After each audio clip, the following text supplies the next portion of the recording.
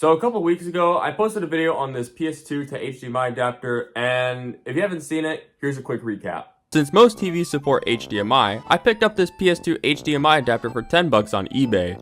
Simply plug it into the back of your console and you'll get an HDMI out. Not only do cables like this output a much cleaner signal, but it also eliminates any artifacting caused by low-end analog signals. However, after some careful testing, I found out that these PS2 HDMI adapters are really not the best solution for connecting your PS2 to a HD TV. In fact, it actually takes some features of the PS2 away from you.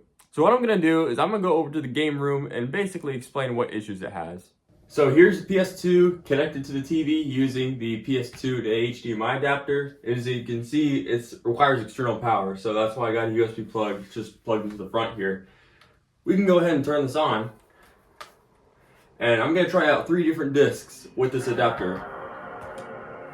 I'm going to try out a PS2 game, this is Gran Turismo 3, a PlayStation 1 game, Spyro the Dragon, and I'll be testing out a DVD. Let's start off with the PS2 game. I'm going to just toss this in the disk drive, close it up, and the disc shows up, so let's start up and see if it works. And well, the game works. Let's try something else. Already noticing some weird sound issues with this. We're going to try out a PS1 game.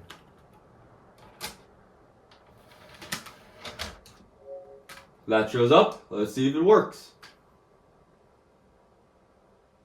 Oh, look at this. It's not even getting an input. Well, I guess that's one thing that the PS2 HDMI adapter cannot handle. So then, we're going to try out one more disc with this HDMI adapter. We're going to try out a DVD. This is Finding Nemo. I don't have the PS2 game, unfortunately. Funnily enough, I actually bought a used PS2 memory card and it had a Finding Nemo save on it. DVD video. Okay. Let's see if this works. Oh, what was that? I don't think that's supposed to happen.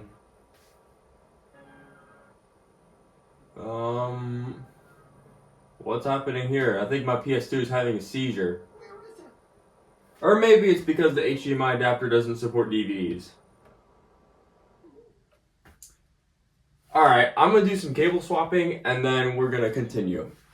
Alright guys, we're back. What I did here is I basically took out the PS2 HDMI adapter and instead I just hooked up some component cables to this TV because this TV does have a component input. I'm not using any other converter boxes or anything, and just as proof, here you go, component 480i, 4x3, you get it. So let's toss in our PS2 disc again.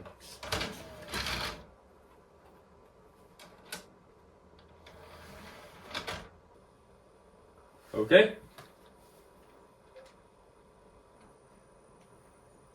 This works just fine. Let's take this back out. Now we're going to toss our PS1 disc in. This reads it just fine. Oh, we didn't see this before. It looks like the game's actually loading. And it works. It didn't work before. But I'm not here to do a gameplay video or anything, so we're just gonna reset this again. Oh, that's interesting. The music stopped playing.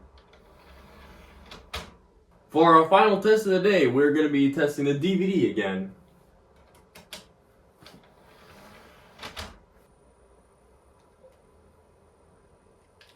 I'm probably gonna have to blur some of this out so I don't end up with a content ID strike. Ah, this is new. We didn't get that before. Well, this works. But now I'm gonna have to turn this off. Okay. Well, I hope that explains a lot.